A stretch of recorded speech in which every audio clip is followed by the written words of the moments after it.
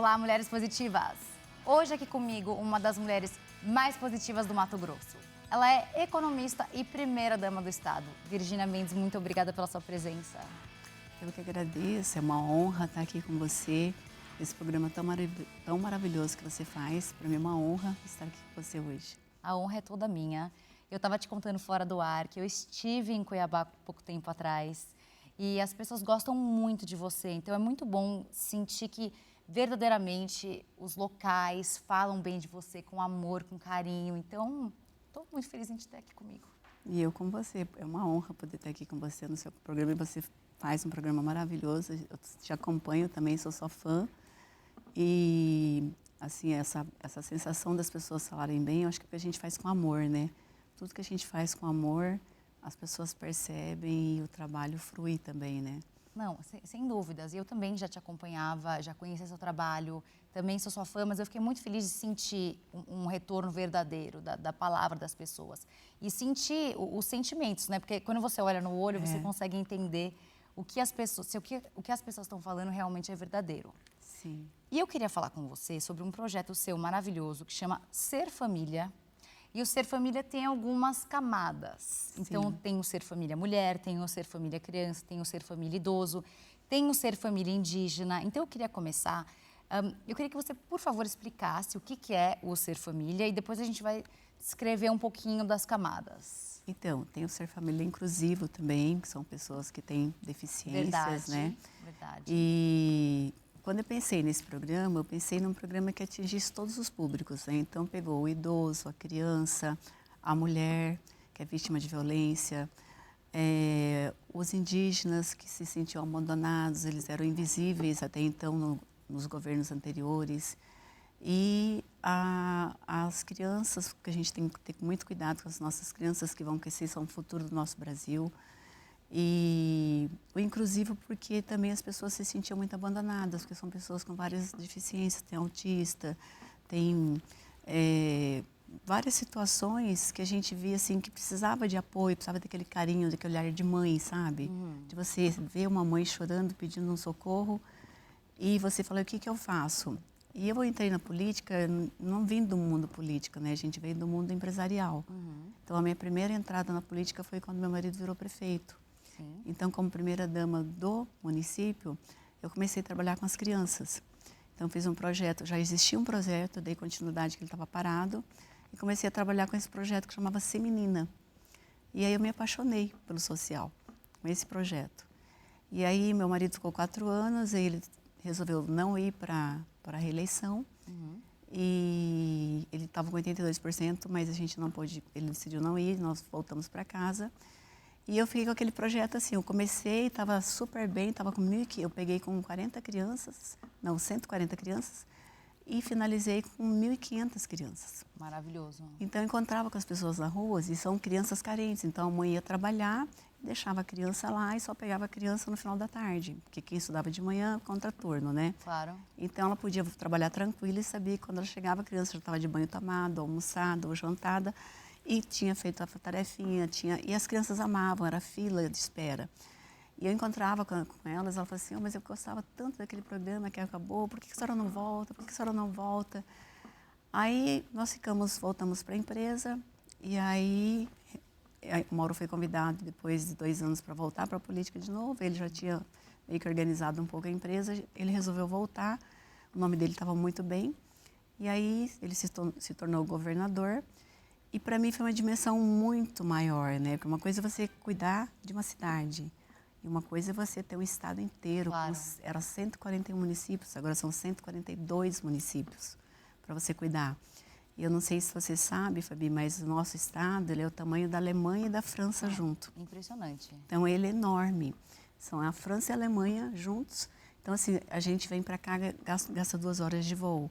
Para a gente ir às vezes para um município, você gasta 3 horas. 2h30, 2h40. Não, eu fiquei chocada. Algumas mulheres que vieram pro encontro do Mulheres Positivas em Cuiabá demoraram 3 horas para chegar. Exatamente. De carro. Exatamente.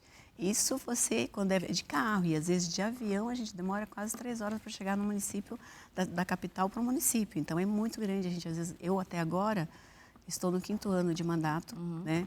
do meu esposo, mas eu não consegui conhecer todos os municípios ainda. Porque é tão grande, a gente não consegue ir em todos, né? E esse projeto nasceu assim, que eu queria atingir todas as pessoas e principalmente, como eu vim de uma família muito humilde, eu sei o que é passar necessidade, eu sei o que é você precisar de uma roupa, você precisar de uma alimentação. Os meus pais não tinham condições, meu pai tinha uma vida muito simples, muito trabalhador, a minha mãe também. Então, eu sabia o que era, o que chegava para mim, os pedidos que chegavam para mim, eu entendia muito bem o que era.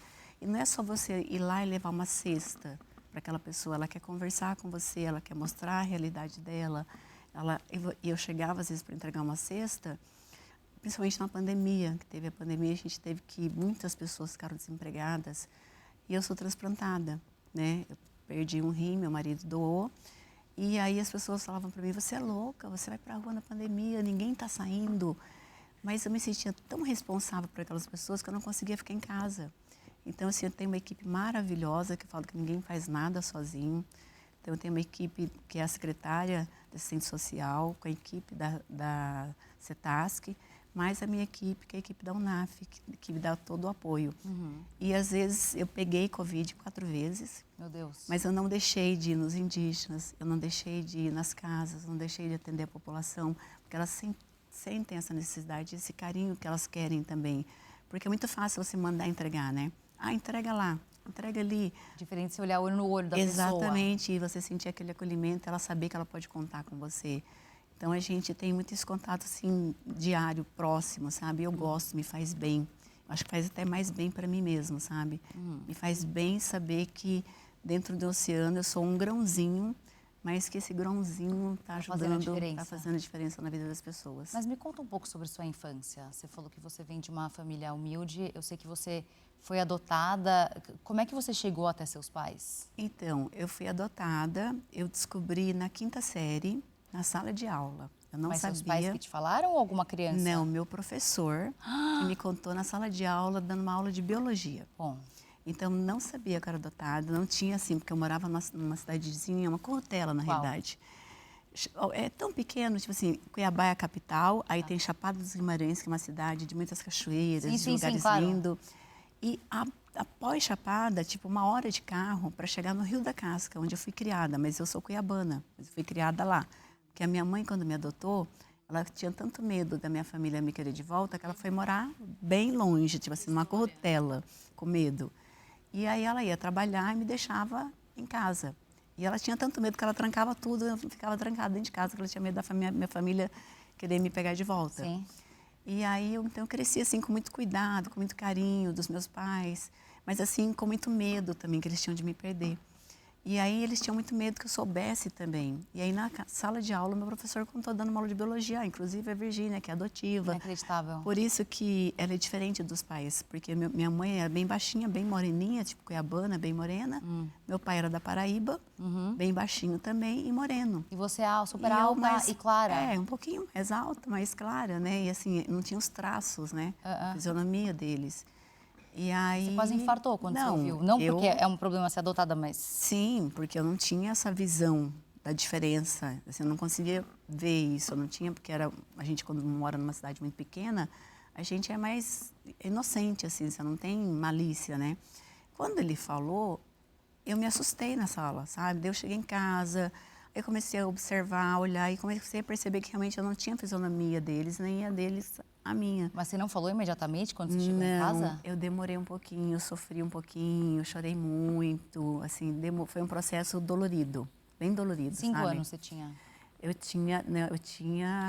Eu ia fazer 15 anos ainda. 15? Eu ia fazer 15.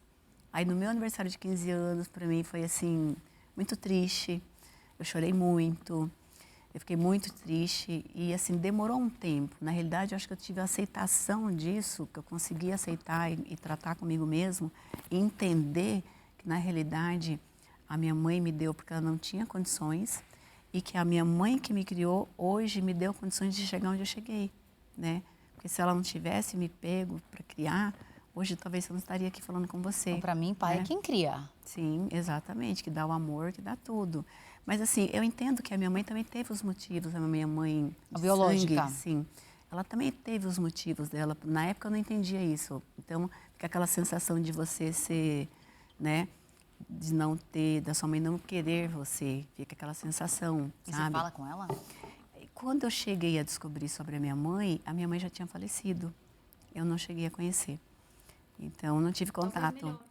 Mas assim, sabe que depois, com o tempo, quando eu casei com meu esposo, eu comecei a entender que ela deve ter, na época, os motivos dela e que, para mim, hoje, eu sou uma pessoa muito sortuda, porque eu tenho uma vida com filhos, e aí eu tenho 2 filhos, que é a Ana Caroline, que é a mais velha, né? O Luiz Antônio, que se tornou o do meio, e eu sempre, quando eu descobri que eu fui adotada, eu pedi para o meu marido, falei, olha, quando casar, eu quero adotar também. Quero fazer o que a minha mãe cuidou de mim, eu quero cuidar de uma criança adotiva também. E aí eu entrei no processo adotivo, né? Que aí demoraram 5 a 6 anos para sair a adoção. Sim. Eu já achei que eu já nem tinha mais idade para ter mais um filho, porque nesse período que ela chegou para mim, que chama Maria Luísa, é o xodó, a paixão da nossa vida. Quantos anos ela tem agora? Ela tem 10 aninhos. 10. Ela chegou com 14 dias. Ai, meu Deus. 14 dias. Era um bebezinho ruivinha, coisa mais linda. E aí, hoje é a paixão da nossa vida, é a luz da nossa casa. Meus filhos são loucos por ela. A gente vive por ela. E ela tem um amor, assim...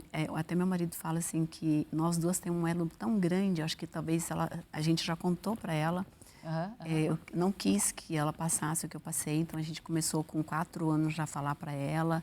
Ela falou assim, eu sou da barriga. Eu falei, não, você não é da barriga, você é do coração. Ela falou assim, mas mamãe, eu quero ser da barriga igual meus irmãos. Eu falei, mas filha, veja bem, os seus irmãos, mamãe casou e eles vieram.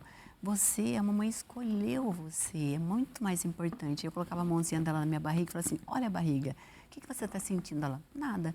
Põe a mão no coração da mamãe, que tá batendo. Eu falei, tá vendo como o coração é mais importante? Regina, você não quer deixar um recado para quem está te ouvindo, te assistindo, está pensando em adotar, ou é adotivo? Porque isso que você está falando é tão poderoso, eu acho que a gente não podia perder essa oportunidade. Olha, eu falo que para quem pensa em adotar, adote. Porque tem tantas crianças precisando de um lar, tem tantas crianças precisando de um amor. E é um amor tão profundo. Eu falo que, na realidade, não é a gente que escolhe a criança, é ela que nos escolhe. Porque quando você bate o olhar ali, você se apaixona e não tem diferença. Você vê, eu tenho 2 filhos, né? Biológicos, e tenho ela, que eu falo que é minha filha, não é adotada, é minha filha, porque Deus mandou ela para mim, e o amor é igual.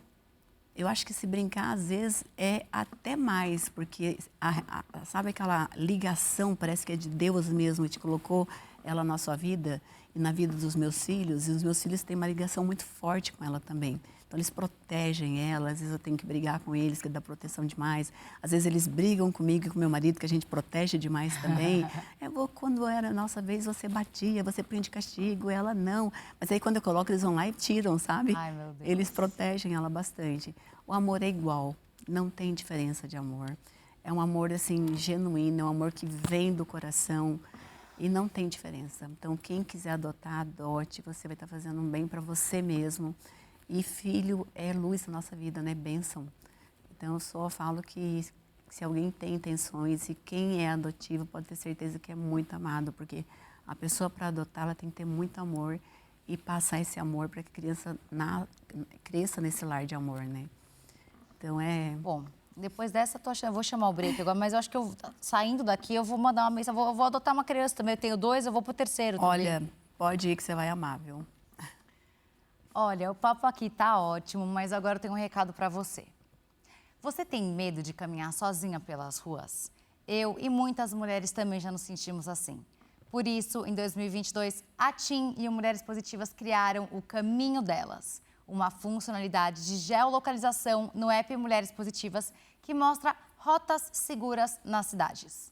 Com essa e outras iniciativas, a TIM atua diariamente para construir uma sociedade mais justa e segura para todas nós. E demos mais um passo. Agora, as lojas da TIM são locais seguros para você, mulher, que passa por situações de violência. Baixe o app Mulheres Positivas e conheça o caminho delas. TIM, imagine as possibilidades. E o Mulheres Positivas faz um rápido intervalo e volta já já, não sai daí.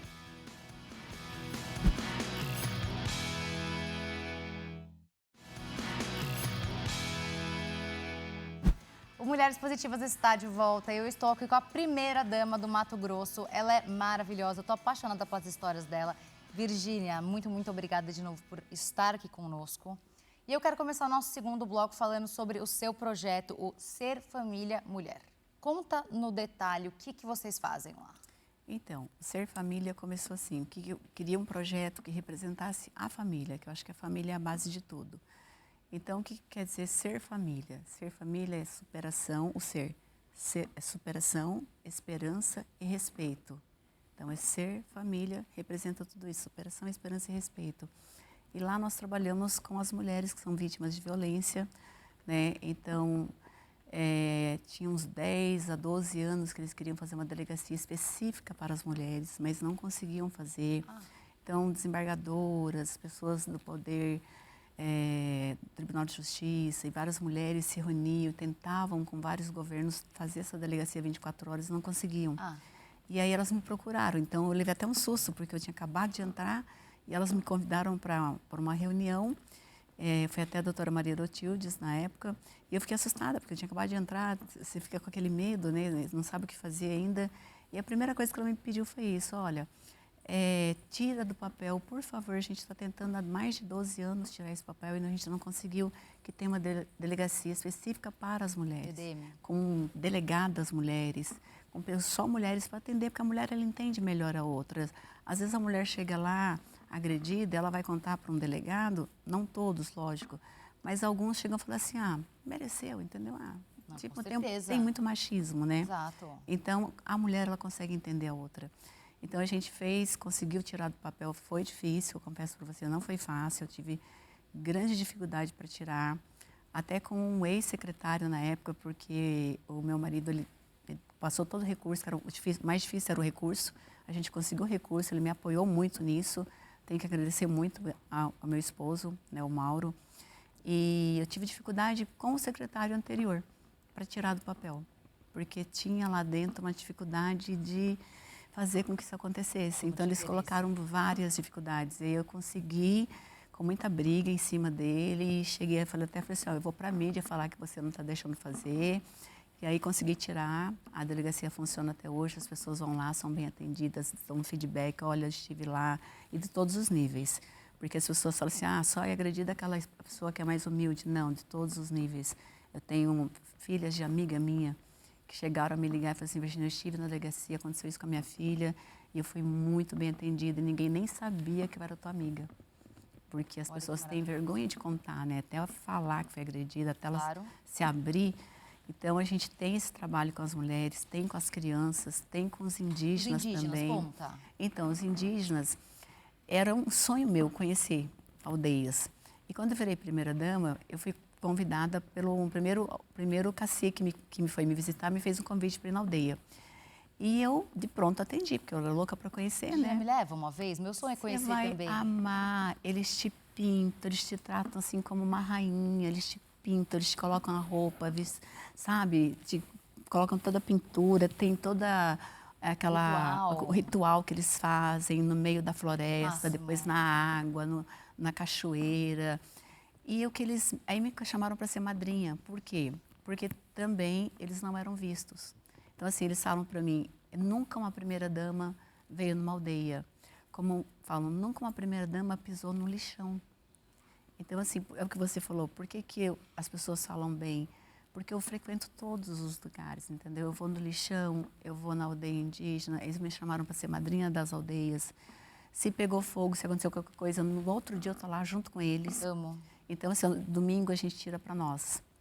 Mas teve uma aldeia que pegou fogo e eu fiquei sabendo em cima da hora. Eu liguei para a secretária e falei, olha, eu preciso, amanhã eu tenho que estar tudo lá. E o deputado que me avisou que a aldeia pegou fogo, falou assim, mas você não é madrinha? O que você vai fazer? Eu falei, deixa comigo que eu resolvo. Aí eu tenho, graças a Deus, uma equipe muito boa, a secretária Graziele, que é assistente social lá, cuida da secretaria, junto com a minha equipe da UNAF, organizamos tudo, saímos sábado de manhã, sábado à noite nós chegamos, era mais de 1000 quilômetros Nós chegamos de madrugada lá, conseguiram montar tudo. Domingo de manhã eu pousei lá. As aldeias toda queimada, a família chorando, eles não tinham o que comer, não tinha água, não tinha nada. Então, assim, a gente hoje está dando carro para eles, estão plantando, eles estão fazendo a produção dele, eles querem, falam assim, os índios, eles querem ter o recurso deles, sabe? Eles não querem depender do Estado. Mas, uma pergunta bem ignorante, mas eles vivem do quê? Então, antigamente, eles viviam só da caça e da pesca. Então, eles chegavam na cidade, eles eram ignorados, as pessoas tinham medo, achavam que eles iam roubar, que eles iam assaltar. Então, as pessoas não queriam se aproximar deles e tinham medo deles baterem também, as pessoas tinham medo disso. Porque acontece, às vezes, uma aldeia ou outra ela é mais restrita. Às vezes, você, para entrar em algumas aldeias lá, você tem que pedir permissão, porque eles são mais fechados. E já tem outras aldeias que já são mais abertas, elas estão plantando soja, estão plantando milho, estão tendo carros. Eles falam hoje, as que já estão fazendo essa plantação, já estão tendo o seu recurso financeiro, eles falam assim, hoje a gente tem orgulho de chegar na cidade, a gente é bem recebido, as lojas me chamam as nossas esposas para comprarem. Então, eles estão se sentindo respeitados, sabe? Eles não estão se sentindo mais desprezados. Então, assim, a gente tem agricultura familiar, que a gente trabalha com eles, a gente entrega carro, entrega material. A gente tem lá a plantação de café, já que está mandando para fora do Brasil. Olha. Então, assim, eles querem trabalhar. Então, não é só a economia local deles. Não, eles estão fazendo muitas plantações. E tem, lógico, algumas aldeias que ainda são, tipo assim, não querem ainda...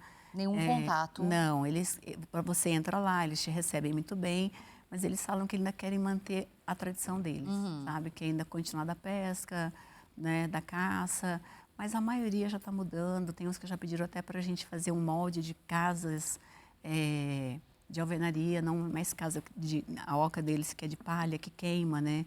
E eles passam todo ano, tem queimada, o estado tem queimada, no Brasil tem queimada. Infelizmente, acontece também na aldeia.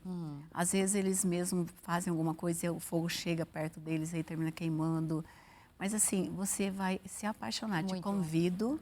Iremos. Quando você puder ir, você vai se apaixonar. Porque eles têm um carinho, assim, um amor tão grande para dar. E a gente se sente tão amada por eles, sabe? Então, eu também me tornei madrinha por isso. Porque também nunca tinha entrado nenhuma primeira-dama lá.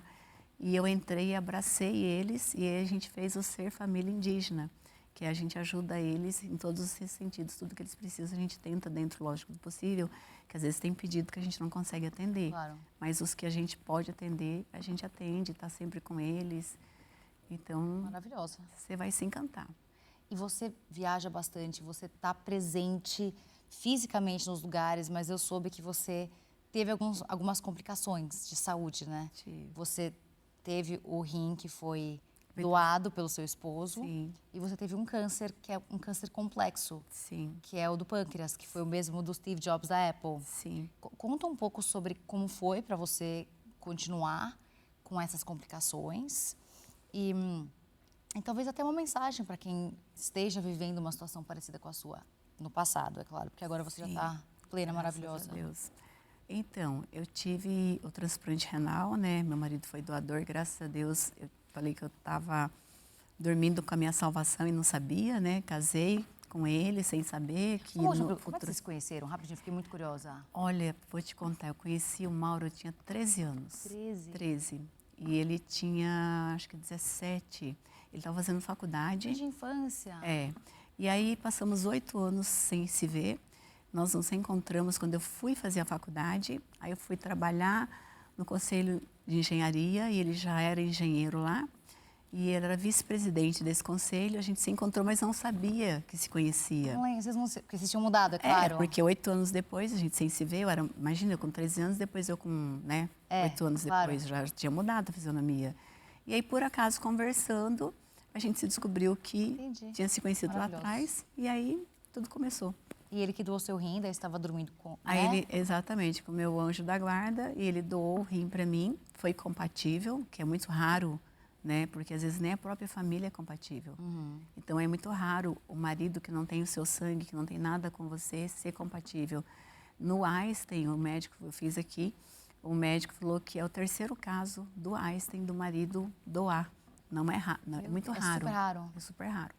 Porque às vezes até é compatível, mas o marido não tem coragem de doar. Nossa. Os homens têm medo de doar.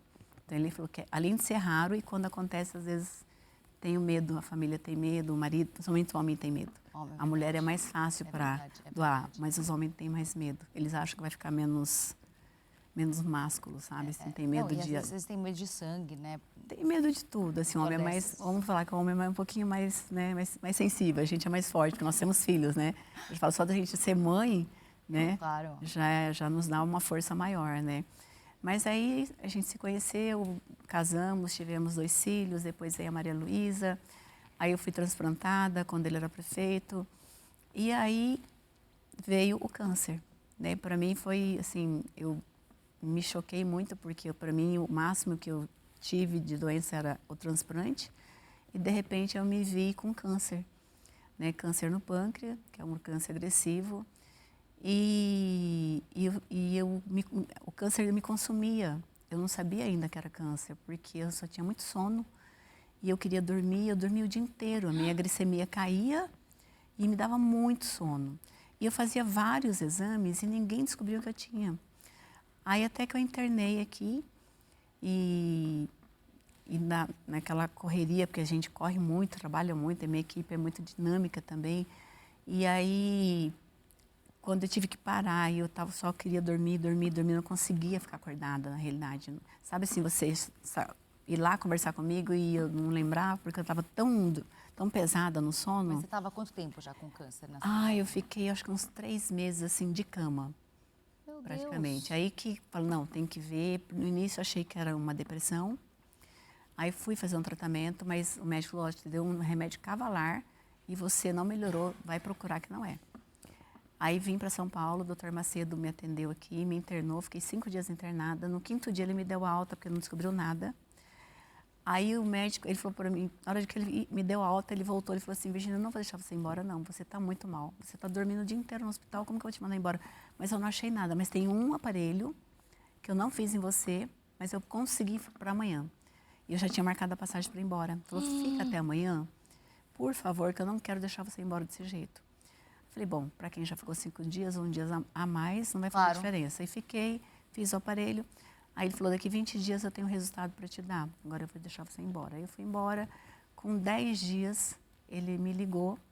E aí quando ele ligou, ele falou assim, você está com o Mauro do lado? Eu falei, não. Ele falou, então, que horas que ele vai estar aí? Eu já senti o baque, né? Já imaginei, algo errado tem. Eu quero falar com vocês 2 por vídeo. Aí a gente combinou, marcamos horário.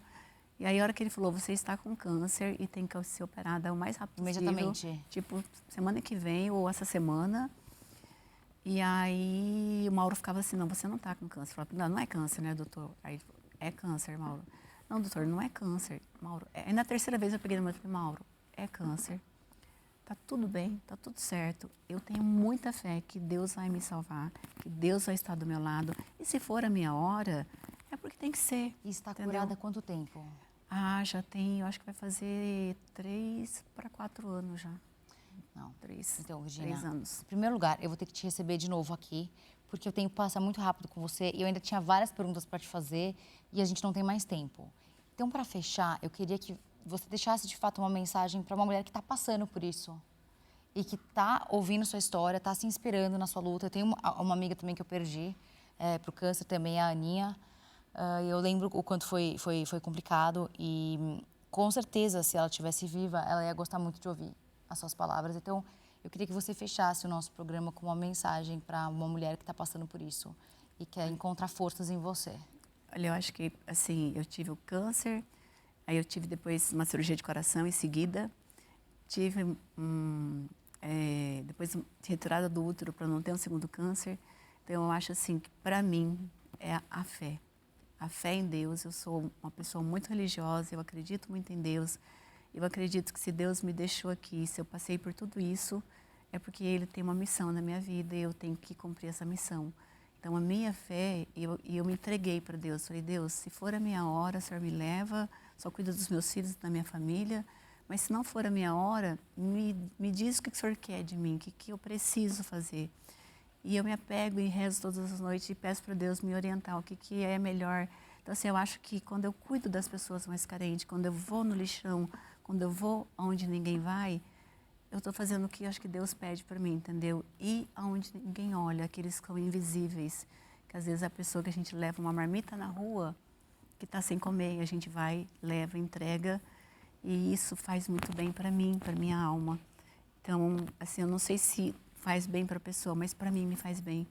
Então, acho que você poder ajudar qualquer pessoa, seja com um pouquinho, uma pessoa na rua, uma comida, uma sacola, uma funcionária que está precisando de uma ajuda, faz muito bem para a gente, sabe? Então, acho que Deus pede isso para a gente, que a gente ajude o próximo. Isso é a minha fé, acho que me fez estar aqui hoje. Eu tive muitas orações, eu preciso agradecer, inclusive, todas as orações que eu tive, porque foi Mato Grosso inteiro, pessoas que não me conheciam, me mandavam mensagem. E a fé, né? Que agora a gente tem mais um projeto também, rapidinho, só para falar desse projeto de fé e vida, que é o Ser Família, Fé e Vida, que a gente vai estar trabalhando com pessoas com depressão. Maravilhoso. Que é uma coisa que eu também já passei e a gente vai trabalhar agora, porque tem um índice muito grande de depressão no Brasil e as pessoas estão se matando e perdendo a vida por falta, acho que, de uma fé, sabe? De acreditar em Deus e saber que a gente supera qualquer problema. Basta você ter fé. A sua fé faz você superar qualquer problema. O nosso próximo Mulheres Positivas, já sei, vai ser primeiro bloco na aldeia e segundo bloco falando só sobre depressão, que é um tema tão importante. O que você acha? Sim, concordo. Vamos fazer isso? O que você acha de você ir lá na aldeia fazer? Eu irei, já pensou? Com certeza. O dia que você me convidar. Está convidada. Gina, obrigada. Obrigada. Ficaria horas conversando com você. Você é muito maravilhosa. Parabéns pelo seu trabalho. Obrigada. Estaremos juntas. Obrigada. É um fato. Obrigada. Prazer. E o Mulheres Positivas, infelizmente, fica por aqui. E eu conversei com a Virgínia Mendes. Lembrando que você pode rever essa e outras entrevistas no nosso canal do YouTube. E a gente se vê na próxima semana com mais uma Mulher Positiva. Até lá!